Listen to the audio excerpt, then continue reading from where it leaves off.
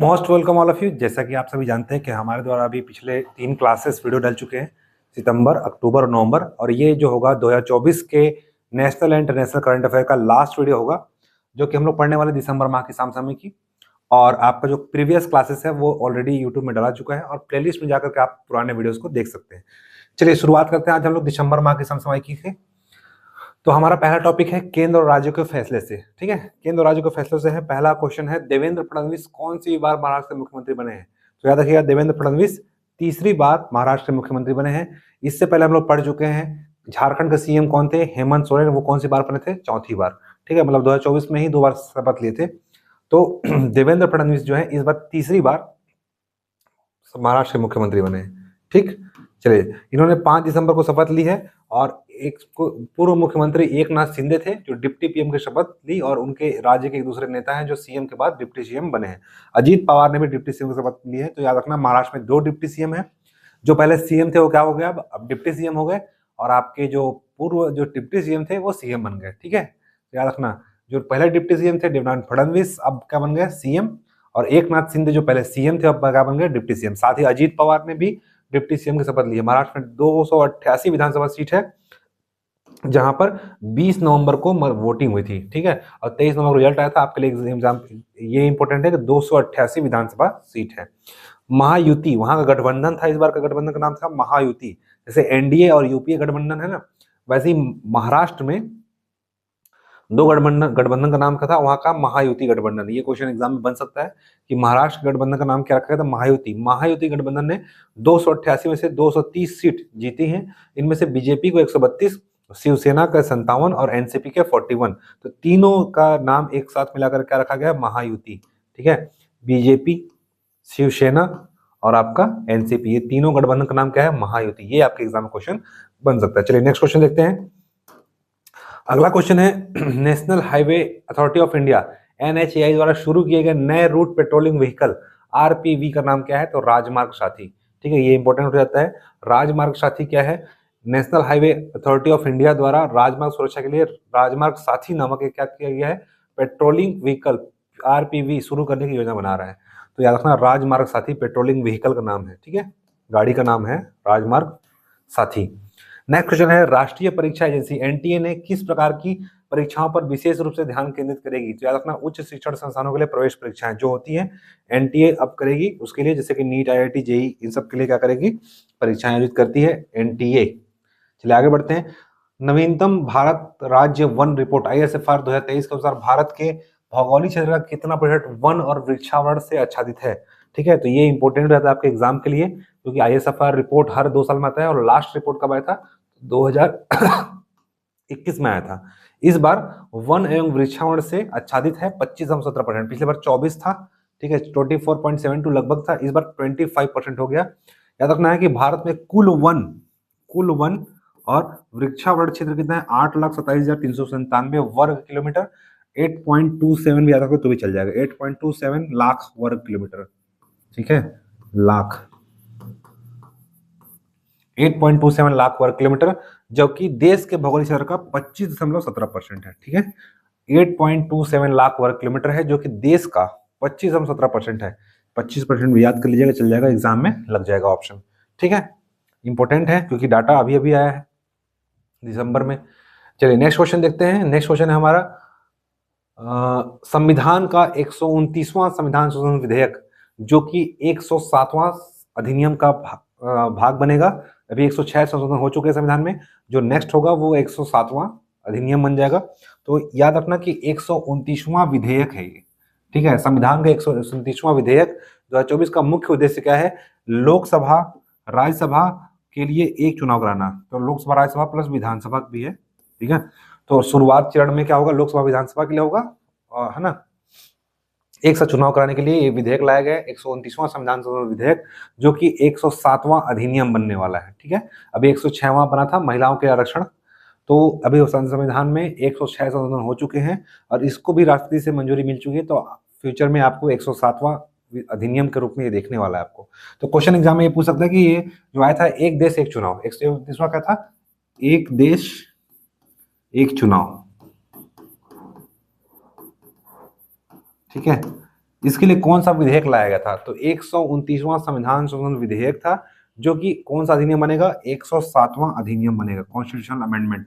ठीक है। इसके जो एक देश एक चुनाव के जो अध्यक्ष थे वो रामनाथ कोविंद पूर्व राष्ट्रपति थे। ठीक है, जिनकी अध्यक्षता में क्या किया गया था? एक देश एक चुनाव समिति का गठन किया था। इंपॉर्टेंट है क्योंकि मेंस में यहाँ से क्वेश्चन भी आ चुका है, तो जाहिर संभावना है कि प्रीलिम्स में पूछ सकता है। नेक्स्ट क्वेश्चन है, वॉल स्ट्रीट जर्नल द्वारा 2025 के गो टू ग्लोबल डेस्टिनेशन में किस भारतीय राज्य को मान्यता दी है? तो एमपी। ठीक है, वॉल स्ट्रीट जर्नल द्वारा गो टू ग्लोबल डेस्टिनेशन, तो विश्व वैश्विक डेस्टिनेशन वाला जगह कौन सा बन गया है? गो टू ग्लोबल डेस्टिनेशन वाला जगह कौन सा है? एमपी। एमपी में जा सकते हो, है ना। इसको जनरल द्वारा मान्यता मिली है, भारतीय राज्यों को मान्यता दी गई है, किसके द्वारा? वॉल स्ट्रीट जनरल द्वारा। ठीक है। नेक्स्ट क्वेश्चन है, केन बेतवा लिंक नदी जोड़ो परियोजना के शिलान्यास समारोह के दौरान किस पूर्व प्रधानमंत्री की 100वीं जयंती मनाई गई? तो ये केन बेतवा लिंक परियोजना भारत की पहली नदी जोड़ो परियोजना है। ठीक है, भारत की पहली है ये, याद रखना है, इसलिए भी इंपॉर्टेंट रहता है, आपके ज्योग्राफी से जुड़ा हुआ है। ठीक है, पर करंट से जुड़ा हुआ है।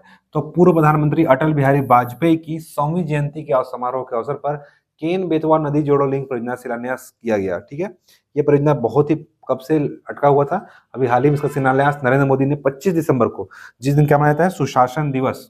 25 दिवस को क्या मनाया जाता है? सुशासन दिवस, याद रखना है, सुशासन दिवस।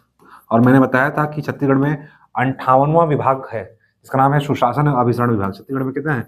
58 विभाग है, और 58वां विभाग क्या है? सुशासन एवं अभिसरण विभाग। छत्तीसगढ़ में 58 विभाग है, और 58वां विभाग है सुशासन एवं अभिसरण विभाग। 25 दिसंबर को क्या किया गया है? मध्य प्रदेश के खजुराहो में, एक क्वेश्चन बन सकता है, इंपॉर्टेंट है, केन बेतवा राष्ट्रीय नदी जोड़ो परियोजना का शिलान्यास किया अटल बिहारी वाजपेयी ने, नरेंद्र मोदी ने अटल बिहारी वाजपेयी की जन्म जयंती पर। ठीक है, उनकी जन्म जयंती की 100वीं जयंती थी। ठीक है, 100वीं जयंती थी, ये उपलक्ष्य पर इन्होंने क्या किया? केन बेतवा लिंक परियोजना को शुभारंभ किया है। ठीक है, चलिए आगे बढ़ते हैं। नेक्स्ट क्वेश्चन है, तिब्बत में ब्रह्मपुत्र नदी को किस नाम जानते हैं? तो तिब्बत में ब्रह्मपुत्र नदी को कार्यलुंग जांगबो। ठीक है, तिब्बत में कार्यलुंग जाम्बो इसका एक नाम भी है ना। इसके अलावा और अन्य नाम भी पढ़े होंगे आप लोग। तो तिब्बत में इसको यारलुंग जांगबो ही बोलते हैं। ठीक है, यह नदी चीन के तिब्बत के स्वायत्त क्षेत्र में उत्पन्न होती है, जहाँ पे यारलुंग जांगबो या बस जांगबो भी कहा जाता है। तिब्बत से पूर्व की ओर बहती है और फिर ग्रेट बेंड दक्षिण की ओर मुड़ती है। ठीक है, इतना देख सकते हैं आप लोग। बांग्लादेश में प्रवेश करती है, जहाँ पे दिहांग दिबांग मिल से मिलती है, तब इसका नाम क्या रहता है? ब्रह्मपुत्र। और लास्ट में जब आ जाती है बांग्लादेश में, तब इसका नाम रहता है जमुना। पद्मा और जमुना जब मिलती है तब क्या हो जाता है? मेघना। ठीक है, इधर से गंगा आती है पद्मा होकर के, इधर से ब्रह्मपुत्र आती है बांग्लादेश में, तब क्या हो जाती है? मेघना। और दोनों के संयुक्त धारा को, ये पद्मा है, ये मेघना है। ठीक है, सॉरी जमुना है, और ये हो जाता है मेघना जब गिरता है तो। पद्मा जमुना, पद्मा ये है गंगा, जमुना यह ब्रह्मपुत्र, और जब संयुक्त धारा बन जाती है और इसमें बराक नदी मिलती है, तब यहाँ से इसका नाम चला जाता है मेघना। अब मेघना नाम से कहाँ मिलती है? वे ऑफ बंगाल में। ठीक है, बंगाल खाड़ी में जाकर मिल जाती है। तो ये आपके लिए इंपॉर्टेंट हो जाता है। इसका नाम क्या है तिब्बत में? कार्लिंग जांगबो। चलिए आगे बढ़ते हैं। नेक्स्ट क्वेश्चन है हमारा, आर्थिक से आरबीआई ने द्विमासिक मौद्रिक नीति समीक्षा दिसंबर 2024 में, हर 2 महीने में क्या होती है? समीक्षा होती है। ठीक है, पहले क्या होता था? 3 महीने में होता था, इस बार 2-2 महीने में होता है, साल भर में 6 बार होता है समीक्षा। तो द्विमासिक मौद्रिक नीति समीक्षा दिसंबर 2024 में 11वीं बार, है ना, 11वीं बार रेपो रेट में कोई बदलाव नहीं किया। वर्तमान में रेपो रेट कितना है? 6.5। इंपॉर्टेंट है आपके लिए, मैंने कल भी बताया था कि रेपो रेट क्या होता है। रेपो रेट वह रेट होता है जिस पर वाणिज्यिक बैंक, ठीक है, अल्पकालिक अवधि के लिए आरबीआई जो वाणिज्यिक बैंकों को ऋण देती है ना, उधार देती है आरबीआई अन्य वाणिज्यिक बैंकों को अल्पकालिक अवधि के लिए। ठीक है, तो इस 11वीं बार रेपो रेट पे कोई बदलाव नहीं किया गया है, 6.5% है। ठीक है, 11 महीने से यही है। याद रखना कि भारत के सकल घरेलू उत्पाद जीडीपी की वृद्धि अपने अनुमान के पहले ही 7.2 से घटकर 6.6 कर दिया है। तो वर्तमान में जीडीपी इस बार 6.6 रहने का अनुमान है, जो पहले 7.2 रखने का अनुमान था। ठीक, तो मॉनेटरी पॉलिसी कमेटी ने 2024-25 के लिए जीडीपी ग्रोथ रेट कितना रख दिया है? अनुमान 6.6 रहने का अनुमान दिया है। चलिए नेक्स्ट क्वेश्चन देखते हैं। वित्त वर्ष 24-25 की दूसरी तिमाही, यानी कि जुलाई से सितंबर, पहली तिमाही क्या होगा? अप्रैल से मई। ठीक है, अप्रैल से मई, दूसरी तिमाही है जुलाई से सितंबर में। भारत की जीडीपी ग्रोथ रेट कितनी रही? तो 5.4%। ठीक है, यह 7 तिमाहियों में सबसे धीमी ग्रोथ रेट, पिछले का 4 और इस साल का, है ना, दूसरा तीसरा। तो इसमें सबसे धीमी ग्रोथ रेट। मैन्युफैक्चरिंग सेक्टर के खराब प्रदर्शन, ये पूछ सकता है आपके कूट में कि ऐसा ग्रोथ रेट कम होने का कारण क्या था, कि मैन्युफैक्चरिंग विनिर्माण क्षेत्र के इस खराब प्रदर्शन कारण जीडीपी ग्रोथ रेट की धीमी कमी हुई है। अब पीएससी क्या हो, थोड़ा यूपीएससी पैटर्न में जा रहा है, तो आपसे कथन कांड देकर कोच पूछ सकता है कि भारत का जो जीडीपी ग्रोथ रेट है वर्तमान में 5.4% है, इसका कारण मैन्युफैक्चरिंग सेक्टर में खराब वृद्धि होना है या मैन्युफैक्चरिंग सेक्टर में खराब प्रदर्शन होना है। तो कथन और कारण दोनों सही है और इसको व्याख्या करता है। ऐसे क्वेश्चन आपके कथन कांड में बन सकते हैं। चलिए आगे बढ़ते हैं। हाँ, ये बताया गया है कि वहीं एक साल पहले समान तिमाही, जो अभी तिमाही है, उस समय क्वार्टर टू फाइनेंशियल ईयर 24 में, अभी 25 चल रहा है, तो क्वार्टर टू फाइनेंशियल ईयर 24 में 8.1 था और अभी कितना है 5.4, तो बहुत ही माइनस में, मतलब गिरावट आई है। तो इसलिए क्या है, चिंताजनक स्थिति बनी हुई है भारत में। ठीक है, चलिए नेक्स्ट क्वेश्चन है। आरबीआई ने बैंकों को म्यूल खाते से निपटने के लिए आर्टिफिशियल इंटेलिजेंस एआई मॉडल बनाया, इसका नाम क्या है? तो म्यूल हनर एआई। ठीक है, ये इंपॉर्टेंट हो जाता है। म्यूल खाते को निपटने के लिए एआई मॉडल बनाया, इसका नाम क्या है? म्यूल हनर एआई। ठीक है, चलिए आगे बढ़ते हैं। नेक्स्ट क्वेश्चन है खेल से। जूनियर एशिया कप हॉकी खिताब किस देश ने जीता? तो जूनियर एशिया कप किस जीता है? भारत ने। 2024 में जूनियर एशिया कप का 5वां संस्करण मस्कट, ओमान में आयोजित हुआ और भारतीय हॉकी टीम लगातार तीसरी बार चैंपियन बनी है, 15 में, 23 में और 24 में। मैंने कल बताया था कि राजगीर में जो हुआ था एशिया कप हॉकी, उसमें भी इंडिया ने जीता है और इसमें भी भारत ने जीता है। ठीक है, पुरुष और महिला दोनों ने भारत में जीता है। एशिया में भी कोई अगर गेम होता है तो एक आप तुक्का मार सकते हो, भारत ही जीतता है। लगभग मोस्टली 90% चांस होता है कि एशिया में कोई गेम्स होंगे, उसका विजेता कौन होगा? भारत ही होगा। ठीक है, चलिए आगे बढ़ते हैं। 2024 में भारत ने फाइनल मैच में पाकिस्तान को हराया था। ठीक, याद रखना, इंडिया में राजगीर में हुआ था और जूनियर एशिया कप पुरुष वाला कहाँ हुआ है? मस्कट, ओमान में। ये क्वेश्चन पूछ सकता है कहाँ आयोजित हुआ था? तो मस्कट, ओमान में आयोजित हुआ था, जिसमें इंडिया जीता है। ठीक है, दोनों में इंडिया जीता है, पुरुष और महिला दोनों में। महिला वाला कहाँ हुआ था? इंडिया में, राजगीर, बिहार में। सैयद मोदी इंटरनेशनल बैडमिंटन प्रतियोगिता 2024 का महिला एकल खिताब किसे जीता? पीवी सिंधु। इसी के बाद पीवी सिंधु ने क्या ले लिया? संन्यास ले लिया है। याद रखना, सैयद मोदी इंटरनेशनल बैडमिंटन प्रतियोगिता। ठीक है, इसका आयोजन कहाँ हुआ था? लखनऊ में। ये इंपोर्टेंट क्वेश्चन है। 26 नवंबर से 1 दिसंबर के बीच हुआ था, लखनऊ में। ठीक है, स्थित बाबू बनारसी दास इंडोर स्टेडियम में हुआ था। पीवी सिंधु ने फाइनल में चीनी खिलाड़ी वू लाव यू को हराकर महिला एकल खिताब जीता। तो याद रखना, पीवी सिंधु ने कहा जीता है? सैयद मोदी इंटरनेशनल बैडमिंटन प्रतियोगिता में। ठीक, जो कि आयोजित हुआ था लखनऊ में। जीती कौन है? पीवी सिंधु। चलिए आगे बढ़ते हैं। नेक्स्ट क्वेश्चन है, सैयद मोदी इंटरनेशनल बैडमिंटन प्रतियोगिता 2024 का पुरुष खिताब किसे जीता? तो लक्ष्य सेन। ठीक है, लक्ष्य सेन ने पुरुष खिताब जीता है, जबकि महिला का किसे जीता है? पीवी सिंधु। सेम प्रतियोगिता कहाँ हुआ था? लखनऊ में। और सॉरी, लखनऊ में किसे जीता है? पुरुष में लक्ष्य सेन में, महिला कैटेगरी में पीवी सिंधु ने। आगे बढ़ते हैं। खेलो इंडिया विंटर गेम्स 2025 का आयोजन कहाँ होगा? बताया था कि लद्दाख में होगा। 2 जगह होगा आपका, लद्दाख और जम्मू कश्मीर। तो लद्दाख में जो होगा वो स्नो वाला होगा। ठीक है, और जम्मू कश्मीर में आइस। 2 कैटेगरी है। तो खेलो इंडिया विंटर गेम्स 2 कैटेगरी में होने वाले हैं, एक तो स्नो कैटेगरी, एक है आइस कैटेगरी। तो आइस कैटेगरी वाला कहाँ होगा? जम्मू कश्मीर में। स्नो कैटेगरी वाला कहाँ होगा? लद्दाख में। जो कि आयोजन शुरू हो चुका है 23 से 27 जनवरी, है ना। तो ये डेट इंपॉर्टेंट हो जाता है आपके लिए। कब से कब चलेगा? 23 से 27 जनवरी। जम्मू और कश्मीर में हो रहा है, मतलब कि आयोजन हो चुका है ये। ठीक ना, आज हम लोग क्या पढ़ रहे हैं? 31 जनवरी है, तो इसका आयोजन हो चुका है। जम्मू कश्मीर में स्नो इवेंट होने वाला है और आपका बताया मैं कि जम्मू में, लद्दाख में स्नो इवेंट वाला है और जम्मू में आइस इवेंट होने वाला है। ठीक है, लद्दाख की राजधानी है लेह। उपराज्यपाल यहाँ के हैं बीडी मिश्रा। मैंने बताया था कि लद्दाख का ठंडा जगह है, वहां पे जाकर पीना है, बीडी पीना है। ठीक है, तो ये इंपॉर्टेंट हो जाता है आपके लिए कि यहाँ के राज्यपाल का नाम, क्योंकि एक बार पूछ चुका है यहाँ से। ठीक है, लद्दाख के राज्यपाल का नाम बीडी मिश्रा। ठीक है, जम्मू कश्मीर में सीएम है उमर अब्दुल्ला। ठीक है, और उपराज्यपाल है मनोज सिन्हा। तो ये दोनों राज्यपाल का नाम आपके लिए बहुत ही इंपॉर्टेंट हो जाता है एग्जाम पॉइंट ऑफ व्यू से, क्योंकि यहाँ से कई बार क्वेश्चन पूछ चुके हैं कि लद्दाख में क्या पीना है आपको? बीड़ी, तो बीडी मिश्रा। और जम्मू कश्मीर में कौन है? मनोज सिन्हा। ठीक है, केंद्रीय खेल मंत्री वर्तमान में कौन है? अभी मनसुख मंडाविया। ठीक है, केंद्रीय खेल मंत्री है मनसुख मंडाविया। यही क्या आए थे, हमारे छत्तीसगढ़ में भी आए थे अभी माटी के वीर पदयात्रा में। सबसे कम उम्र में वर्ल्ड चेस चैंपियनशिप 2024 का खिताब किस भारतीय ने जीता? तो डी गुकेश। डी गुकेश अभी हाल ही में चर्चे में रहे थे वो 18 साल के ग्रैंड मास्टर हैं, ठीक है, जिन्होंने डिंग लिरेन, विश्व के सबसे ताकतवर खिलाड़ी है ना, उनको हराया था। 12 दिसंबर को वर्ल्ड चेस चैंपियनशिप में जीतने वाले पहले भारतीय हैं डी गुकेश। इन्होंने चीन के डिफेंडिंग चैंपियन डिंग लिरेन को फाइनल में हराया था, ठीक है। इतनी कम उम्र में जीतने वाले मुकेश दुनिया के पहले प्लेयर बन गए, ठीक है। पहले तो बने ही हैं, दुनिया के पहले प्लेयर बन चुके हैं, ठीक है, इतनी कम उम्र में 18 साल में बनने वाले। इससे पहले 1985 में रूस के गैरी कैस्परोव, ठीक है, रूस के गैरी कैस्परोव ये भी महानतम खिलाड़ी थे, इन्होंने 22 साल की उम्र में खिताब जीता था। इनका भी रिकॉर्ड ब्रेक करके किसने कर दिया, हमारे इंडियन खिलाड़ी डी गुकेश ने, ठीक है। यह चैंपियनशिप सिंगापुर में हुआ था, ये इंपॉर्टेंट है। यहां से क्वेश्चन मोस्टली प्रोबेबिलिटी है कि ये क्वेश्चन आ भी सकता है, क्योंकि एग्जाम में गेम्स से एक क्वेश्चन आता ही आता है, और खास करके भी शतरंज जो कि इतने चर्चे में रहा है। डी गुकेश का पूरा नाम क्या है, डोमराजू गुकेश। चेन्नई में इनका जन्म हुआ है, 7 साल की उम्र में ही शतरंज खेलना शुरू कर दिए थे। इनके पिता डॉक्टर हैं, ठीक है, ये आपके काम का नहीं है। फीफा बेस्ट अवार्ड 2024 में पुरुष खिलाड़ी का पुरस्कार किसे जीता, तो फीफा बेस्ट अवार्ड्स, ठीक है, 2024 पुरुष खिलाड़ी का किताब जीतना है विनीसियस जूनियर, ठीक है, पुरुष में जूनियर ने जीता है, नाम में ही जूनियर लगा हुआ है तो याद रख सकते हो, पुरुष में रखना जूनियर ने जीता है, विनीसियस जूनियर ने जीता है फीफा बेस्ट अवार्ड 2024 पुरुष। नेक्स्ट क्वेश्चन है, क्रिकेट के तीनों प्रारूप टेस्ट, वनडे, टी20 में 100 विकेट लेने वाले सबसे युवा गेंदबाज कौन बन गए हैं, ठीक है।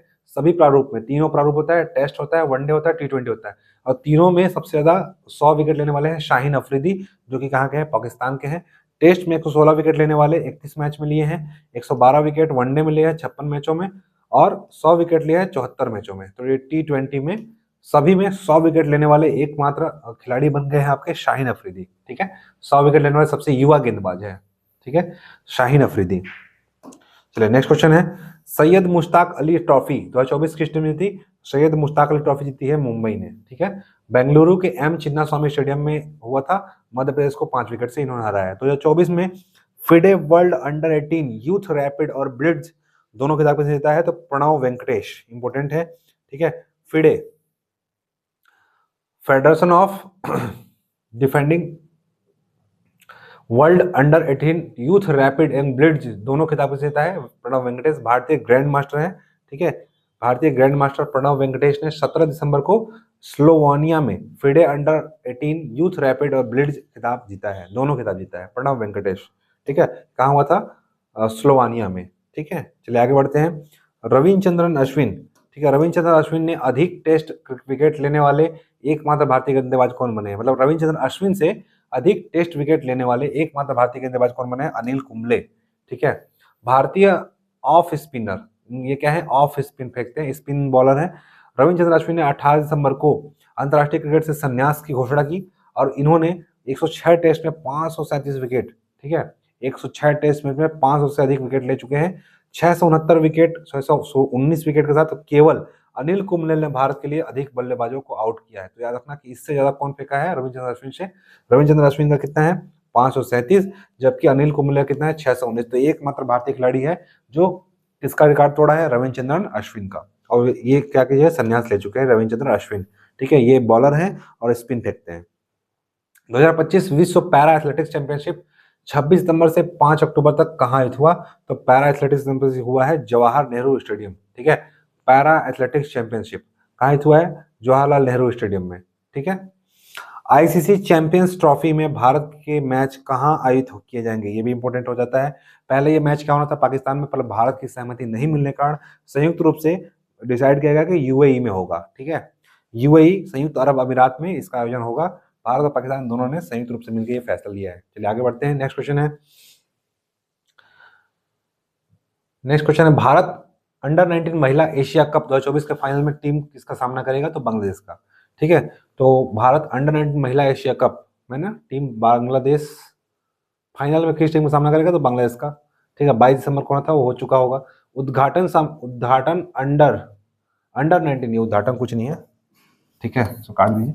अंडर 19 एसीसी महिला टी20 एशिया कप किस टीम ने जीता, तो बताया था कि जहां भी एशिया लगा होगा नाम में, ठीक है, तो प्रोबेबिलिटी चांस किसका होगा, इंडिया का। तो यहाँ पे क्या है, इंडिया, सी ऑप्शन में, तो ये इंडिया जीतेगा। जहां भी एशिया लगा होगा, और प्रोबेबिलिटी चांसेस क्या होता है, चांस होता है 90% कि इंडिया जीतेगा, ठीक है। एशिया का अगर कोई गेम है तो अंडर 19 एसीसी महिला T20 एशिया कप जीता कितने भारत ने, ठीक है। किसको हराया है, यहाँ हुआ कहा था मलेशिया के कुआलालंपुर में हुआ था ये आयोजन, और बांग्लादेश को हराया 41 रनों से।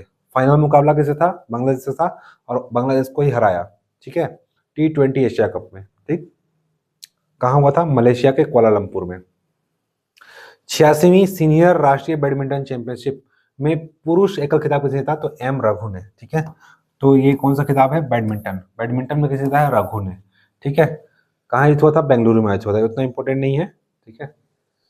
नेक्स्ट क्वेश्चन है, आईसीसी पुरुष चैंपियंस ट्रॉफी 2025 की मेजबानी कौन सा देश कर रहा है, तो ये इंपॉर्टेंट है। चैंपियंस ट्रॉफी की मेजबानी कौन कर रहा है, पाकिस्तान। मैंने बताया था कि भारत और पाकिस्तान के बीच क्या हुआ है, समझौता हुआ है कि दोनों एक दूसरे ग्राउंड में नहीं खेलेंगे, कहाँ खेलेंगे, यूएई में खेलेंगे। आईसीसी पुरुष चैंपियनशिप ट्रॉफी 19 फरवरी से शुरू होने वाला है 9 मार्च तक। ये इंपॉर्टेंट डेट हो जाता है क्योंकि अभी हाल ही में ये होने वाला है और ये डिसाइड पहले से हो चुका है, तो आपके एग्जाम में हो सकता है क्वेश्चन पूछ सकता है। 19 फरवरी से 9 मार्च तक आयोजित होगा। यह 1996 के बाद 1996 के बाद पाकिस्तान द्वारा आयोजित पहला वैश्विक क्रिकेट टूर्नामेंट होगा जिसमें यूएई न्यूट्रल वेन्यू के रूप में शामिल है। न्यूट्रल वेन्यू मतलब तटस्थ रूप से होगा, जहां पे भारत और पाकिस्तान दोनों हो। मेजबान देश पाकिस्तान है लेकिन हो कहाँ रहा है, यूएई में, ठीक है। भारत और पाकिस्तान का जो मैच होगा वो। नेक्स्ट क्वेश्चन है, दिसंबर 2024 में आईसीसी पुरुष टेस्ट बॉलिंग रैंकिंग में 904 रेटिंग पॉइंट प्राप्त करने वाले भारतीय गेंदबाज कौन है, जो किसी भी भारतीय गेंदबाज द्वारा हासिल की गई सर्वोच्च रेटिंग के बराबर है, तो जसप्रीत बुमराह, ठीक है। मास्टर ब्लास्टर अभी वर्तमान में कौन है, जसप्रीत बुमराह। जसप्रीत बुमराह ने दिसंबर 2024 में पुरुष टेस्ट बॉलिंग रैंकिंग में 904 रेटिंग के साथ पॉइंट प्राप्त किए, जो पहले रविचंद्रन अश्विन द्वारा हासिल की गई थी। रविचंद्रन अश्विन को भी पछाड़ दिए हैं किसने, जसप्रीत बुमराह, और ये सर्वोच्च रेटिंग प्राप्त करने वाले खिलाड़ी बन चुके हैं, ठीक है। जसप्रीत बुमराह का बहुत बड़ा योगदान था वर्ल्ड कप T20 में। चलिए आगे बढ़ते हैं। नेक्स्ट क्वेश्चन है, 8वें राष्ट्रीय खेल 28 जनवरी 2025 से कहाँ आयोजित होंगे, तो उत्तराखंड में। 8वें नहीं है, वो 38वें है, 38, ठीक है। 38वें नेशनल गेम्स, 38वां नेशनल गेम्स 28 जनवरी से आयोजित होने वाला है उत्तराखंड में। उत्तराखंड के मुख्यमंत्री है पुष्कर सिंह धामी। 26 दिसंबर को नैनीताल जिले के हल्द्वानी से 38वें नेशनल गेम्स की मसाल यात्रा का उद्घाटन कर दिया है, ठीक है। तो याद रखना है पुष्कर सिंह धामी वहां के मुख्यमंत्री हैं। और 38 नेशनल गेम कहाँ हुआ, उत्तराखंड। 37 कहाँ हुआ था, तो गोवा में। 37 कहाँ हुआ था, गोवा में हुआ था, ठीक है। चलिए आगे बढ़ते हैं। नेक्स्ट क्वेश्चन है, दिसंबर 2024 में दूसरी बार महिलाओं की विश्व रैपिड ब्लिट्ज शतरंज चैंपियनशिप किस भारतीय खिलाड़ी जीती, तो हम्पी, कोनेरू हम्पी, ठीक है। हम्पी को लिखा है, कोनेरू हम्पी ने जीता था, ठीक है। महिलाओं की विश्व रैपिड ब्लिट्ज शतरंज चैंपियनशिप इंपॉर्टेंट हो जाता है, ठीक है। महिलाओं की स्टडी में विश्व रैपिड ब्लिट्ज शतरंज चैंपियनशिप जीता भारत की कोनेरू हम्पी ने इंडोनेशिया की इरीन सुकंदर को हराया है। हराया किसको इंपॉर्टेंट नहीं है, जीता कौन है ये इंपॉर्टेंट है, कोनेरू हम्पी जीती है। और याद रखना ये 2 बार जीत चुकी हैं, ठीक है। ऐसा एक बार और जीत चुके हैं 2000 लगभग, मुझे याद नहीं आ रहा है अभी, लगभग 2022 या 21 में जीती हैं, और अभी क्या है 24 में, मतलब कि गैप करके इनका बीच में था। तो 22 या 21 बार देख लेना आप लोग। तो 22 में लगभग याद आ रहा है मुझे, 22 और 24 मतलब 2 बार जीत चुकी हैं विश्व रैपिड ब्लिट्ज शतरंज चैंपियनशिप कोनेरू हम्पी, ठीक है। चलिए आगे देखते हैं। नेक्स्ट क्वेश्चन, 7 महाद्वीपों की सबसे ऊंची चोटियों पर चढ़ाई करने वाली सबसे कम उम्र की महिला कौन है, Kamya Karthikeyan. Most important question हो जाता है आपके एग्जाम पॉइंट ऑफ व्यू से, क्योंकि काम्या कार्तिकेयन ये मुंबई के नेवी चिल्ड्रन स्कूल की 17 वर्षीय की छात्रा है, जो 7 महाद्वीपों की सबसे ऊंची चोटी पर चढ़ाई करने वाली सबसे कम उम्र की महिला बन गई है, ठीक है। इनका एज मात्र वर्तमान में 16-17 साल है, ठीक। इतनी कम एज में चढ़ने वाली ये पहली महिला बन गई है पूरे 7 महाद्वीपों की। हेमंत मुदप्पा ने किस खेल में 15 राष्ट्रीय खिताब जीतने वाले पहले एथलीट बनने का रिकॉर्ड किया, तो मोटरसाइकिल ड्रैग रेसिंग में। इतना इंपॉर्टेंट नहीं है। नेक्स्ट क्वेश्चन आते हैं, टेस्ट क्रिकेट में बॉर्डर गावस्कर ट्रॉफी भारत और किस देश के बीच खेली जाती है, तो ऑस्ट्रेलिया के बीच। बॉर्डर गावस्कर ट्रॉफी कहाँ खेलेंगे, बॉर्डर गावस्कर ट्रॉफी भारत और ऑस्ट्रेलिया के बीच में खेलेंगे, ठीक है। चलिए उतना इंपॉर्टेंट नहीं है, आगे बढ़ते हैं।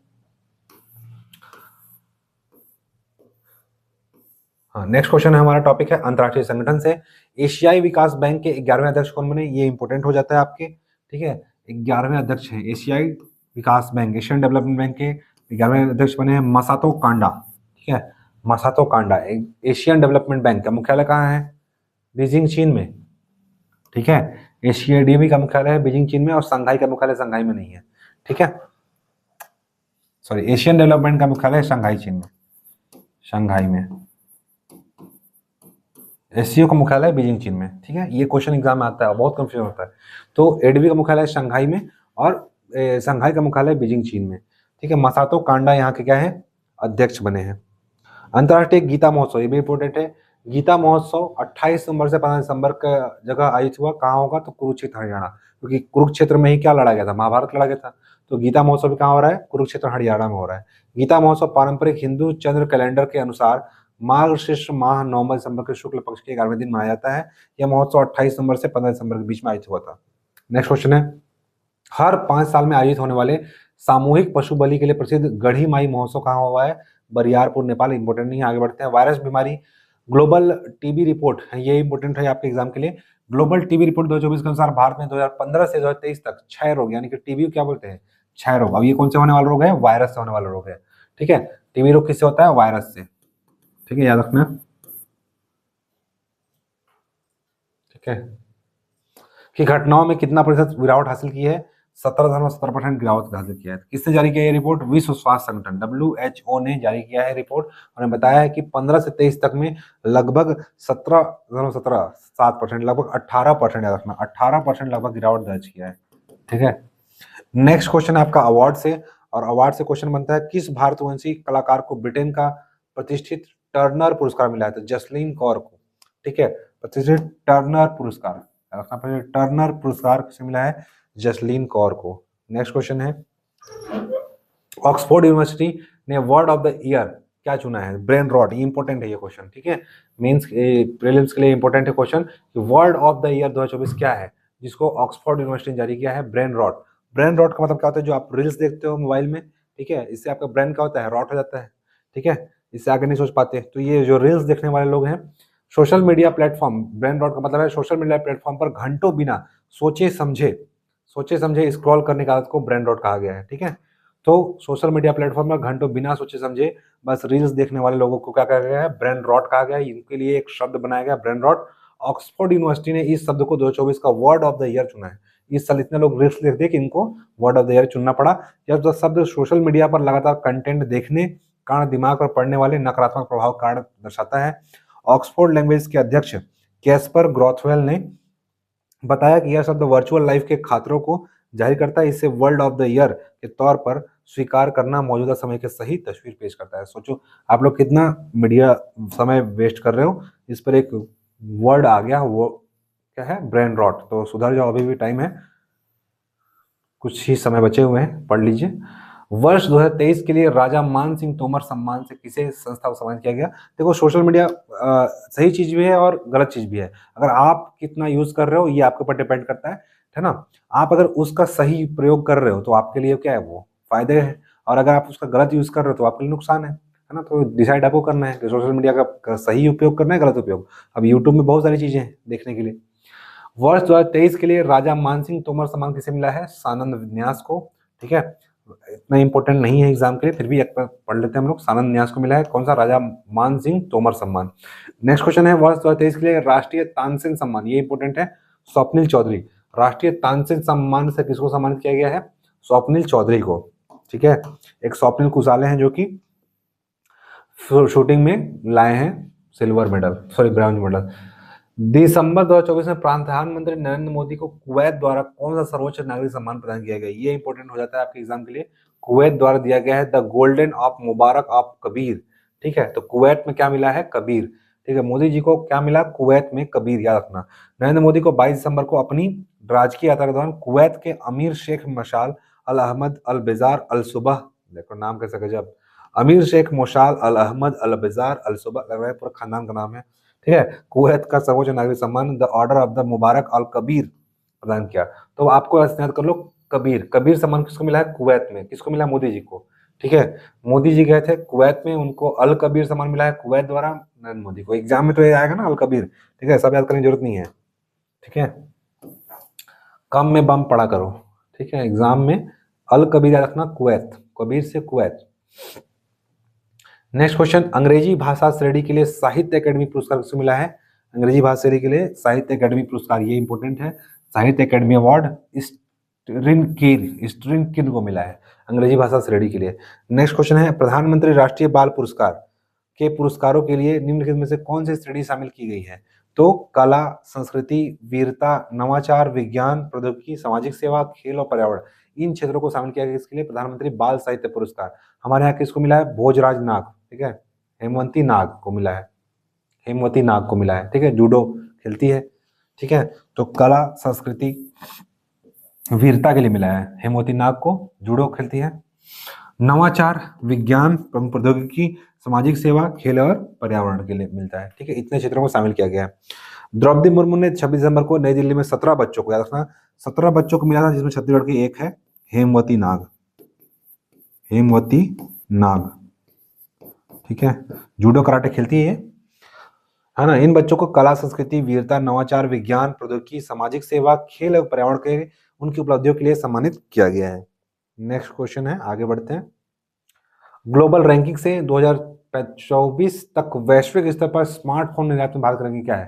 भारत अब क्या है, स्मार्टफोन बना भी रहा है, तो स्मार्टफोन निर्यात में भारत का स्थान है तीसरा, ठीक है, 23वें स्थान पर से ऊपर आ गया। भारत 2019 में क्या था, 23वें स्थान पर था, इसे उठ पर वैश्विक स्तर पर स्मार्टफोन का तीसरा सबसे बड़ा निर्यातक देश बन गया है। स्मार्टफोन का तीसरा सबसे बड़ा निर्यातक देश बन गया है। वर्ष 2024 में देश का स्मार्टफोन निर्यातक एक महीने में 20,000 करोड़ रुपए को पार कर गया। मोस्ट इंपोर्टेंट क्वेश्चन हो जाता है यहाँ पे एग्जाम के लिए, ठीक है, ये डाटा कि एक ही साल में 20,000 करोड़ रुपए को पार कर गया निर्यात, ठीक। तो ये इस पर हम लोग विश्व में तीसरे नंबर सर्वाधिक स्मार्टफोन निर्यातक देश बन चुके हैं। Travel and tourism development index TTDI report में भारत की रैंकिंग क्या है? तो घूमने में हम लोग 39वें नंबर पे हैं, ठीक है। भारत अब वर्ल्ड इकोनॉमिक फोरम के travel and tourism development index 2024 report में 119 देशों में 140वें स्थान पर है। इंपॉर्टेंट है, ये अच्छी पोजीशन है, ठीक है। पूरे विश्व में हम लोग 39 पोजीशन पे हैं घूमने में, ठीक है, टूरिज्म में। नेक्स्ट क्वेश्चन है, नेक्स्ट क्वेश्चन आपका विज्ञान रिसर्च से, इसरो ने किस अंतरिक्ष एजेंसी को प्रोबा 3 की सफल लॉन्चिंग PSLV C59 से की? तो याद रखना इंपॉर्टेंट हो जाता है ये प्रोबा 3। प्रोबा 3 से किसको भेजा गया है? PSLV C59 भेजा गया है। C59 रॉकेट से किसको भेजा गया है? प्रोबा 3। प्रोबा 3 क्या है? एक रॉकेट है जिसको, इसका अंतरिक्ष यान क्या था? PSLV C59। अभी वर्तमान में C60 भी चला गया है, PSLV C60, और C60 से किसको भेजा गया है? डॉकिंग को, ठीक है, डॉकिंग मतलब दो उपग्रह को जोड़ने वाला था। तो किसको भेजा गया, मतलब सफल उड़ान लॉन्चिंग की गई किस अंतरिक्ष एजेंसी के लिए? तो European space agency, European space agency के लिए भेजा गया है। भारतीय अंतरिक्ष अनुसंधान संगठन इसरो ने 5 दिसंबर को यूरोपीय अंतरिक्ष एजेंसी के प्रोबा 3 की सफल लॉन्चिंग की है। अपना कि यूरोप की एजेंसी का रॉकेट का नाम क्या था? प्रोबा 3, और गया किससे है? PSLV C59 से सफल लॉन्चिंग की है। हम लोग दूसरे देश का लॉन्च किया, ठीक है। प्रोबा 3 को इसरो के polar satellite launching vehicle PSLV C59, ये इंपॉर्टेंट है कि मदद से लॉन्च किया गया। इसमें C59 असल में रॉकेट कोड है, ठीक है। C मतलब कमर्शियल और 59 जो क्रम है, 59वां क्रम का जो सैटेलाइट था PSLV का। ESA मतलब European space agency PROBA 3 mission ISRO की वाणिज्यिक शाखा, इसरो की वाणिज्यिक शाखा नाम आता है new space India limited, important है ये। New space India limited USA ISRO की वाणिज्यिक शाखा है जो कि फॉरेन के रॉकेट को लॉन्च करती है। इसके सहयोग से लॉन्च हुआ है। प्रोबा 3 क्या है, तो देख लेते हैं प्रोबा 3 के बारे में। प्रोबा 3 दुनिया का पहला प्रेसिशन फॉर्मेशन फ्लाइंग सैटेलाइट है।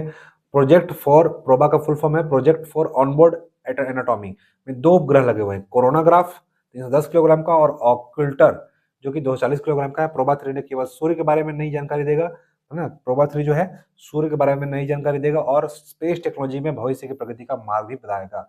इसरो इससे पहले 2 प्रोबा मिशन लॉन्च कर चुका है और दोनों मिशन सफल रहे हैं और ये भी सफल हो चुका है। 2001 में प्रोबा 1 लॉन्च किया था और 2000 प्रोबा 2 2009 में लॉन्च किया था, ठीक है। तो याद रखना ये सूर्य के बारे में जानकारी देगा और भविष्य स्पेस टेक्नोलॉजी के भविष्य की प्रगति का मार्ग भी बताएगा, ठीक है। सूर्य और स्पेस टेक्नोलॉजी के भविष्य को बताएगा, ठीक। चलिए आगे बढ़ते हैं। भारत का पहला मधुमेह बायो बैंक कहाँ स्थापित किया गया? तो चेन्नई में, ठीक है। मधुमेह बायो बैंक बना है चेन्नई में, ठीक है। नेक्स्ट क्वेश्चन है, 30 दिसंबर 2024 को लॉन्च किए गए इसरो के PSLV C60 मिशन का मुख्य उद्देश्य क्या रखना? इंपॉर्टेंट है ये PSLV C60 मिशन। अब याद रखना PSLV, ठीक है, 57, 58, 59, 60 जो था डॉकिंग के लिए भेजा गया है, ठीक है। 59 है प्रोबा 3, 58 है एक्सपोसेट, ठीक है। 57 है L1, आदित्य L1।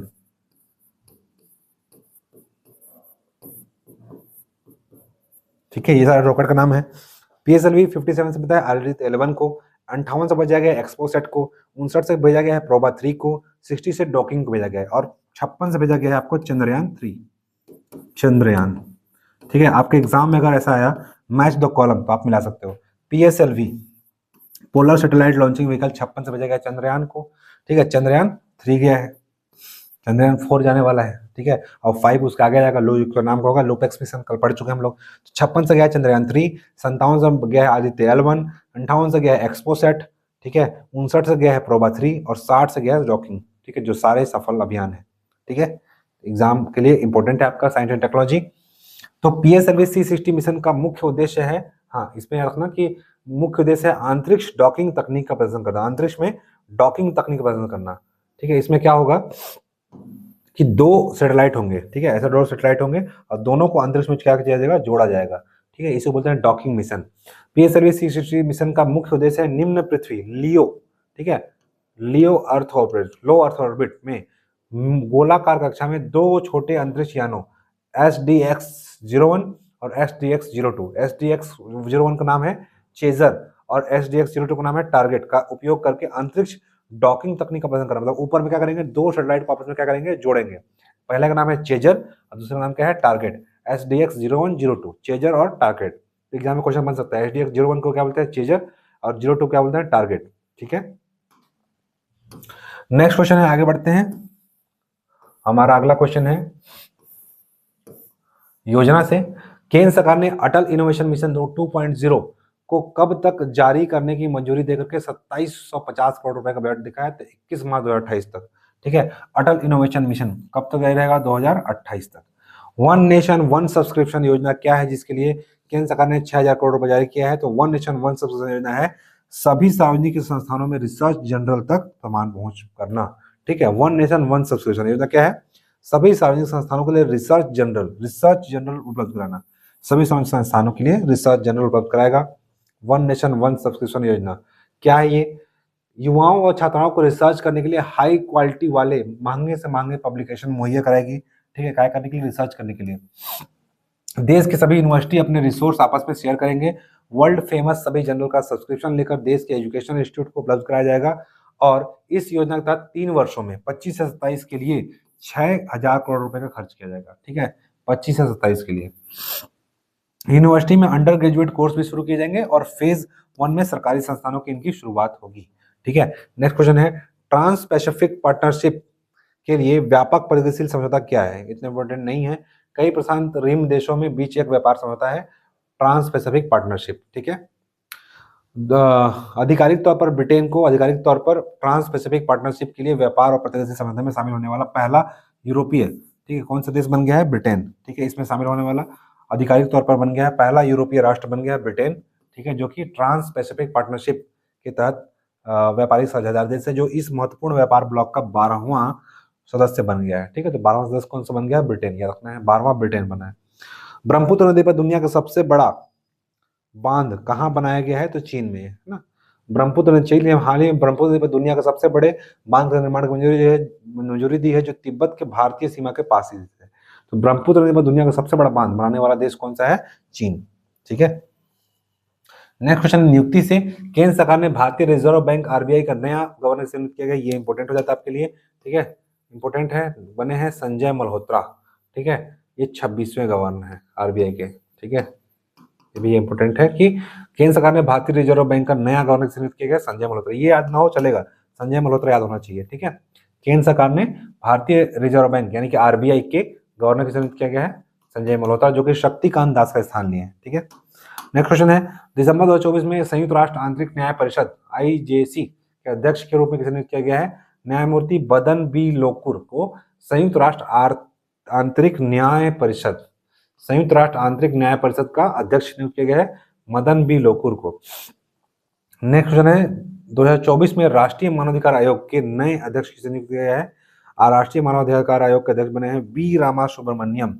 ठीक है, वी रामा सुब्रमण्यम, इनको किसको शपथ दिलाया है, राष्ट्रपति द्रौपदी मुर्मू को शपथ दिलाया है 23 दिसंबर को। ठीक है, तो याद रखना NHRC के नए अध्यक्ष कौन बन गए हैं, वी रामा सुब्रमण्यम, है ना, साउथ वाले बहुत सारे लोग हैं, कंफ्यूजन होता है, तो एक बार देख लेना, वी रामा सुब्रमण्यम। चलिए आगे बढ़ते हैं। दिसंबर 2024 में आइसलैंड का सबसे युवा प्रधानमंत्री कौन बना है? क्रिस्टन फ्रॉस्टाडोटिर, ठीक है। आइसलैंड में कौन बना है? क्रिस्टन फ्रॉस्टाडोटिर। क्रिस्टन में, आइसलैंड में कौन है? डॉटर, ऐसा करना है। आइसलैंड में कौन है? डॉटर, ठीक है, डॉटर, डॉटर से डॉटर याद कर लो। आइसलैंड में कौन है? डॉटर, ठीक है, उतना इंपॉर्टेंट नहीं है। चलिए आगे बढ़ते हैं। राष्ट्रपति चुनाव डोनाल्ड ट्रंप ने आर्टिफिशियल इंटेलिजेंस पर वरिष्ठ व्हाइट हाउस नीति सलाहकार के रूप में चुनित किया गया। तो याद रखना, व्हाइट हाउस नीति सलाहकार समिति के रूप में श्री राम कृष्णन को चुना गया है। तो ये भी इंपॉर्टेंट है क्योंकि साउथ वाले लोग अभी सब जगह छा रहे हैं। राष्ट्रपति चुनाव डोनाल्ड ट्रंप ने आर्टिफिशियल इंटेलिजेंस पर वरिष्ठ व्हाइट हाउस नीति किसने जारी किया है? श्री राम कृष्णन के रूप को नियुक्त किया गया व्हाइट हाउस नीति के सलाहकार के रूप में, ठीक है, श्री राम कृष्णन है। दिसंबर 2024 में जनरल डॉक्टर विजय कुमार सिंह सेवानिवृत्त को किस राज्य का राज्यपाल नियुक्त किया गया? तो मिजोरम में। मिजोरम में कौन है? विजय, मिजो में विजय, ठीक है, मिजोरम में विजय कुमार सिंह। मिजोरम में क्या किए हैं? विजय किए हैं। मिजोरम में विजय कुमार सिंह, ठीक है। आगे बढ़ते हैं। नेक्स्ट क्वेश्चन है हमारा, नेक्स्ट क्वेश्चन है वित्त मंत्रालय में राजस्व सचिव के रूप में किया गया है तो अरुणेश चावला को वित्त मंत्रालय में राजस्व सचिव के रूप में किया गया है, इंपॉर्टेंट नहीं उतना। भारत के किस पूर्व प्रधानमंत्री ने भारतीय रिजर्व बैंक के गवर्नर के रूप में कार्य किया है? तो डॉक्टर मनमोहन सिंह, जिनकी हाल ही में क्या हुआ? निधन हो चुका है, ठीक है। उन्होंने 82 से 85 तक भारतीय रिजर्व बैंक के गवर्नर के रूप में सेवा की है, ठीक है। रखना, वित्त आयोग के अध्यक्ष नहीं थे, बाकी IMF में भी काम किए हैं, गवर्नर भी रहे हैं, प्रधानमंत्री भी रहे हैं, है ना। पूर्व प्रधानमंत्री डॉक्टर मनमोहन सिंह को किसके वस्तुकार के रूप में व्यापक रूप से माना जाता है? तो याद रखना, इंपॉर्टेंट है ये, ठीक है। 1991 में भारत का जो आर्थिक उदारीकरण हुआ था, जिसको राव मनमोहन मॉडल कहा जाता था, जो ना राव मनमोहन मॉडल, इन्होंने 1991 के आर्थिक मंदी से इनको भारत को उबारा था। तो 1991 के आर्थिक सुधारों को वस्तुकार के रूप में इनको जाना जाता है, जिन्होंने भारत के आर्थिक उदारीकरण की शुरुआत की थी, ठीक है। राव मनमोहन मॉडल इन्हीं के द्वारा दिया गया था, ठीक है। तो ये वर्तमान में निधन हो चुका है, इनके लिए एक ओम शांति आप लोग कमेंट में टाइप कर सकते हो। पर्यावरण से अगला क्वेश्चन है, मध्य प्रदेश के 8वें टाइगर रिजर्व का नाम बताइए, ठीक है। तो 8वें टाइगर रिजर्व का नाम है माधव नेशनल टाइगर रिजर्व। अभी हाल ही में इसकी घोषणा हुई है, स्थापना का कोई ऑफिशियल नहीं आया है वर्तमान में। 57 टाइगर रिजर्व है, जो कि NTCA की वेबसाइट में दिखा रहा होगा आपको, ठीक है।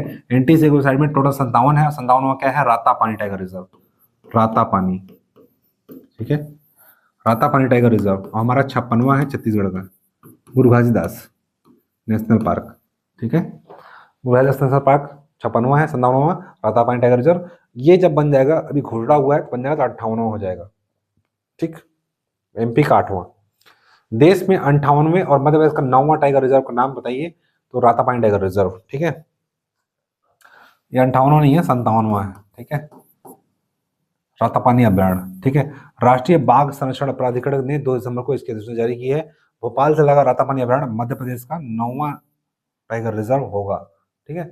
अभी फिलहाल में याद रखना 57वां टाइगर रिजर्व है। NTCA की वेबसाइट में 57 ही शो कर रहा है, ठीक है। एक बार आप लोग भी चेक कर सकते हो NTCA वेबसाइट में। नेक्स्ट क्वेश्चन है डिफेंस से, और अगला क्वेश्चन है, भारत और ब्रिटेन किस देश के बीच पहली बार दिसंबर 2024 में सैन्य अभ्यास सिनबैक्स, ठीक है, ठीक है, सिनबैक्स आई पुणे में आयोजित हुआ, ठीक है। C4 Cambodia, IN for India, ठीक है। C4 सिनबैक्स याद रखना, C4 कंबोडिया और IN से इंडिया। तो सिनबैक्स के बीच होता है कंबोडिया इंडिया के बीच, ठीक है। पुणे में आयोजित हुआ है कंबोडिया इंडिया, ठीक, पहली बार हुआ है। तो सिनबैक्स के बीच होता है C से कंबोडिया, IN से इंडिया, ठीक, याद रहेगा, C से कंबोडिया, IN से इंडिया। विजय दिवस किस महत्वपूर्ण घटना का स्मरण करता है? 1971 के युद्ध में पाकिस्तान पर भारत की विजय के रूप में विजय दिवस के रूप में मनाया जाता है। 16 दिसंबर को इसका ये ऐसा विजय दिवस मनाया जाता है। 16 दिसंबर को प्रतिवर्ष विजय दिवस मनाया जाता है, जो कि 1971 में पाकिस्तान पर विजय की याद दिलाता है। किस सैन्य अभियान के कारण गोवा की मुक्ति हुई थी? तो ऑपरेशन विजय। ऑपरेशन विजय के कारण ही गोवा में मुक्ति हुई थी, और विजय दिवस मनाया जाता है 16 दिसंबर को 1971 वॉर के लिए, ठीक है। गोवा मुक्ति दिसंबर 1961 में हुआ था, भारतीय सशस्त्र बलों के द्वारा किया गया था। पुर्तगाली लोगों को मार मार के पीट पीट के भगाए थे, भाग नहीं रहते, ठीक है।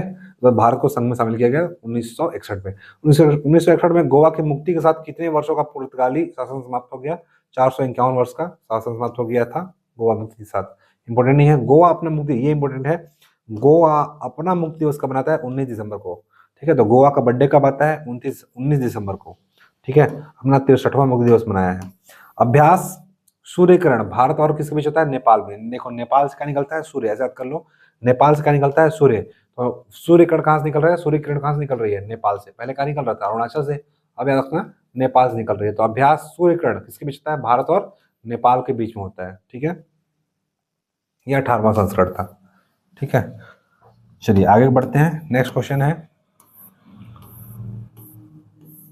विदेश से पश्चिम बंगाल में किस देश पर विद्रोही लड़ाकों के कब्जे के बाद तत्कालीन राष्ट्रपति बशर अल असद को देश छोड़कर भागना पड़ा? तो सीरिया के राष्ट्रपति हैं, याद रखना। सीरिया के राष्ट्रपति कौन थे? बशर अल असद। ठीक है, इन्होंने विद्रोही लड़ाकों के कब्जे के बाद तत्कालीन राष्ट्रपति बशर अल असद को छोड़कर भागना पड़ा। सीरिया की राजधानी क्या है? दाशमिक। सीरिया की राजधानी है दाशमिक। ठीक है, भूमध्य सागर का देश है सीरिया, और बशर अल असद वहां के क्या थे? राष्ट्रपति थे, जिन्होंने विद्रोहियों के कारण इनको देश छोड़ के भागना पड़ा। आगे बढ़ते हैं। सीरिया के तत्कालीन राष्ट्रपति बशर अल असद ने किस देश में शरण ली? तो रूस में शरण ली है। ठीक है, नामीबिया की पहली महिला राष्ट्रपति कौन बनी है? नोटुम्बो नंदी नंदतवा। ना ना ना, नाटू नाटू, नाटू नाटू का नाम था, नाटू नाटू, नोटुम्बो नंदी नंदतवा। ठीक है, कहाँ की है? नामीबिया के। देखो ना से है नामीबिया, राइमिंग पकड़ लो, नामीबिया नोटुम्बो नंदी नंदतवा। ठीक है, नामीबिया नोटुम्बो नंदी नंदतवा। ठीक है, राजधानी है विंडहोक। ठीक है, राष्ट्रपति है नोंगलो मम्बुबा बुम्बा बुम्बा। ठीक है, हो जाएगा। नामीबिया के पहली महिला राष्ट्रपति कौन है? नटुम्बो नंदी नंदेतवा। ना ना ना वाला मार देना एग्जाम में देखिएगा तो। ठीक, चलिए आगे बढ़ते हैं। भूटान, अब क्या है नेक्स्ट? भूटान। भूटान नरेश का नाम बताइए जो दिसंबर 2024 में 2 दिवस भारत का आए थे? तो जिग्मे खेर नामग्याल वांगचुक। ठीक है, भूटान में कौन है? वांगचुक है। भारत में कौन थे? सोनम वांगचुक, उसी के क्या है? नोंगमोल वांगचुक, इस नाम से है नोंगमोल वांगचुक। ठीक है, दुनिया के सबसे नया गणतंत्र बनने के लिए किस देश ने किंग चार्ल्स को राष्ट्र प्रमुख पद से हटाने की प्रक्रिया शुरू की? ठीक है, दुनिया का सबसे नया गणतंत्र बनाने के लिए किस देश ने किंग चार्ल्स तृतीय को राष्ट्र प्रमुख के पद से हटाने की प्रक्रिया शुरू की? जमैका। ठीक है, तो जमैका जो है हाल ही में याद रखना नया गणतंत्र बनने की घोषणा कर रहा है। ठीक है, अब जमैका क्या था? पहले राजतंत्र में जी रहा था, अब क्या होगा? नया गणतंत्र बनने वाला देश कौन सा बनने वाला? जमैका। उसने किंग्स चार्ल्स तृतीय राष्ट्र प्रमुख का पद छोड़ने का सब दिया है ब्रिटेन के किंग्स चार्ल्स तृतीय को, बोला कि मुझे भी आप स्वतंत्र करो, मुझे भी जीने का है। तो जमैका याद रखना नया गणतंत्र बनने वाला है। मार्शल लॉ लागू करने के कारण किस देश को न्याय मंत्रालय ने अपने ही राष्ट्रपति पर विदेश यात्रा प्रतिबंध लगा दिया? तो कौन है? दक्षिण कोरिया। दक्षिण कोरिया के देश के राष्ट्रपति ने अपने ही राष्ट्रपति पर विदेश यात्रा करने पर प्रतिबंध लगा दिया। ठीक है, अभी सभी देश अस्थिरता में चल रहे हैं। ठीक है, नेक्स्ट क्वेश्चन है, किस देश के सेनाध्यक्ष COS को दिसंबर 2024 में भारतीय सेना के मानद जनरल का पद प्रदान किया? नेपाल ने। ठीक है, तो नेपाल सेना के सेनाध्यक्ष ने दिसंबर 2024 में भारतीय सेना को मानद जनरल का पद प्रदान किया है। ठीक है, तो नेपाल के सेनाध्यक्ष जनरल अशोक राज सिमडेल को 16 दिसंबर को भारत की राष्ट्रपति द्रौपदी मुर्मू द्वारा भारत सेना के मानद जनरल के पद से सम्मानित किया। तो नेपाल के सेनाध्यक्ष जिनका नाम था अशोक राज सिगडेल को भारतीय सेना के मानद जनरल के पद से सम्मानित किया गया। चांसलर ओलाफ स्कोल्ज के विश्वास मत हारने के बाद जर्मनी में अचानक चुनाव कब होने वाला है? फरवरी 25 में होने वाला है। इंपोर्टेंट नहीं याद रखना कि जर्मनी के चांसलर कौन है? ओलाफ स्कोल्ज, ये इंपोर्टेंट है। थी जो है ना, उनके खिलाफ अविश्वास प्रस्ताव आ गया। श्रीलंका द्वारा भारत सहित 39 देशों के लिए मुक्त वीजा नीति को कब औपचारिक दिया जाएगा? जनवरी 25 में दिया जाएगा। श्रीलंका के साथ 39 देशों में आप फ्री वीजा मतलब ट्रेड कर सकते हो। श्रीलंका की यात्रा करने के लिए मुफ्त वीजा दिया जाएगा। यूक्रेन से लेकर अमेरिका राष्ट्रपति चुनाव डोनाल्ड ट्रंप के साथ संभावित वार्ताओं में राष्ट्रपति व्लादिमीर पुतिन क्या करने के लिए तैयार हैं? तो युद्ध समाप्त करने के लिए समझौता करने वाले हैं। ठीक है, जो कि कभी होने वाला नहीं है। कौन से बोस्निया के पारंपरिक प्रेम गीत को दिसंबर 2024 में यूनेस्को की मान्यता प्राप्त हुई थी? इंपोर्टेंट है, सेव द लिंका। ठीक है, सेव द लिंका। ठीक है, किससे बोलेगा? बोस्निया के पारंपरिक प्रेम गीत क्या बोलेगा? Save the लिंका। ठीक है, सेव द लिंका जिसे अक्सर क्या बोलते हैं? बाल्कन ब्लूज कहा जाता है। 27 दिसंबर को यूनेस्को द्वारा मान्यता दी गई है। इसे अमूर्त सांस्कृतिक धरोहर के राष्ट्रपति रूप में शामिल किया गया है। ठीक है, सेव द लिंका कहाँ के है? बोस्निया के। नेक्स्ट क्वेश्चन हमारा अब खत्म होने वाला है। नेक्स्ट क्वेश्चन है, पद्म निधन से पद्मश्री, पद्म भूषण, पद्म विभूषण और 5 ग्रेमी पुरस्कार प्राप्त करने वाले महान कलाकार जाकिर हुसैन। याद रखना जाकिर हुसैन क्या है? पद्मश्री थे, पद्म भूषण थे, पद्म विभूषण थे और 5 बार के ग्रैमी पुरस्कार प्राप्त करने वाले महान कलाकार जाकिर हुसैन का निधन हो गया। वह किस क्षेत्र में अपना योगदान देते हैं? तो जाकिर हुसैन क्या थे? तबला वादक थे। ठीक है, तो तबला वादक और भारतीय संगीत, शास्त्रीय संगीत गाते थे। ठीक है, तबला वादक जाकिर हुसैन का 15 दिसंबर को संयुक्त राज्य अमेरिका में उनका निधन हो गया 73 वर्ष की अवस्था में। नेक्स्ट क्वेश्चन, दिवस, मानव अधिकार दिवस कब मनाया जाता है? तो 10 दिसंबर को इंपॉर्टेंट डेट है। ठीक है, मानव अधिकार आयोग के अध्यक्ष कौन है? अभी हम लोग पढ़े हैं, सभी लोग कमेंट में करके बताइएगा कि मानव अधिकार आयोग के अध्यक्ष कौन है। ठीक है, अंतर्राष्ट्रीय पर्वत दिवस कब मनाया जाता है? 11 दिसंबर को। ठीक है, विश्व एड्स दिवस, ये इंपॉर्टेंट है, 1 दिसंबर को। ठीक है, विश्व एड्स दिवस 1 दिसंबर को। कंप्यूटर साक्षरता दिवस 2 दिसंबर को। चीता दिवस 4 दिसंबर, चीता 4, चिंता था चीता 4 दिवस को, चीता दिवस 4 दिसंबर को। ठीक है, चीता स्थानांतरण परियोजना के तहत वर्ष 2022 से 23 तक नामीबिया से चीता लाए हम लोग, कूनो नेशनल पार्क एमपी में। दक्षिण अफ्रीका से चीतों को भारत लाया जा रहा है। इस प्रोजेक्ट के तहत मध्य प्रदेश के कूनो नेशनल पार्क में क्या रखा जाएगा? नामीबिया से लाकर के चीता का रखे कूनो में। चीता सबसे तेज दौड़ने वाला जानवर है। याद रखना कि हमारे मानुष प्रताप सिंह देव जो थे, ठीक है, कोरिया के राजा, उन्होंने लास्ट बार चीता को क्या किया था? मार दिया था। इसकी रफ्तार 70 मील प्रति घंटा हो सकती है, मतलब 112 किलोमीटर प्रति घंटा, बहुत फास्ट दौड़ता है ये। ठीक है, चीता सबसे तेज। भारत का राष्ट्रीय पशु बाघ क्या है? चीता ही है। भारतीय नौसेना दिवस कब मनाया जाता है? तो 4 दिसंबर को। 4 दिसंबर को चीता और नेवी दोनों मनाया जाता है। विश्व मृदा दिवस कब मनाया जाता है? 5 दिसंबर को। मृदा दिवस 5 दिसंबर को। किस महापुरुष की पुण्यतिथि 6 दिसंबर को? महापरिनिर्वाण दिवस को मनाया जाता है। तो महापरिनिर्वाण मनाया जाता है भीमराव अम्बेडकर। भीमराव अम्बेडकर की पुण्यतिथि को महापरिनिर्वाण दिवस के रूप में मनाया जाता है। ठीक है, मिट्टी दिवस 5 दिसंबर, मिट्टी इंपोर्टेंट है। यूनिसेफ की स्थापना दिवस कब मनाया जाता है? 11 दिसंबर को। यूनिसेफ की स्थापना दिवस 11 दिसंबर। राष्ट्रीय ऊर्जा संरक्षण दिवस कब मनाया जाता है? 14 दिसंबर। ऊर्जा संरक्षण कब करना है? 14 दिसंबर को। ठीक है, राष्ट्रीय ऊर्जा संरक्षण दिवस 14 दिसंबर को मनाया जाता है। अंतर्राष्ट्रीय भ्रष्टाचार विरोधी दिवस मनाया जाता है 9 दिसंबर को। भ्रष्टाचार कब नहीं करना है? 9 तारीख को नहीं करना है अंतर्राष्ट्रीय भ्रष्टाचार विरोधी दिवस। विश्व ध्यान दिवस, ये इंपोर्टेंट है। ठीक है, इस बार इंपोर्टेंट है। विश्व ध्यान दिवस 21 जून को, पहली बार विश्व ध्यान दिवस के रूप में मनाए जाने की घोषणा की है 21 जून को। ठीक है, 21 जून को विश्व ध्यान दिवस मनाए जाने की घोषणा की है। ठीक है, नेक्स्ट क्वेश्चन है, भारत में राष्ट्रीय उपभोक्ता संरक्षण दिवस 24 दिसंबर को, 24 दिसंबर को उपभोक्ता संरक्षण लागू हुआ था। भारत में सुशासन दिवस कब मनाया जाएगा? 25 दिसंबर को, हर साल मनाया जाता है। ठीक है, अटल बिहारी वाजपेयी की जयंती के उपलक्ष्य में। चलिए, आज के साथ, इसी के साथ हमारा जो दिसंबर महीने करंट अफेयर जो यहाँ पे आपका समाप्त हुआ। और आज से हम लोग क्या करेंगे, नेक्स्ट वीडियो जब भी होगा वो जनवरी का करंट अफेयर्स पे आएगा। तब तक के लिए मिलते हैं नेक्स्ट वीडियो लेक्चर में। जय हिंद, जय भारत, जय छत्तीसगढ़।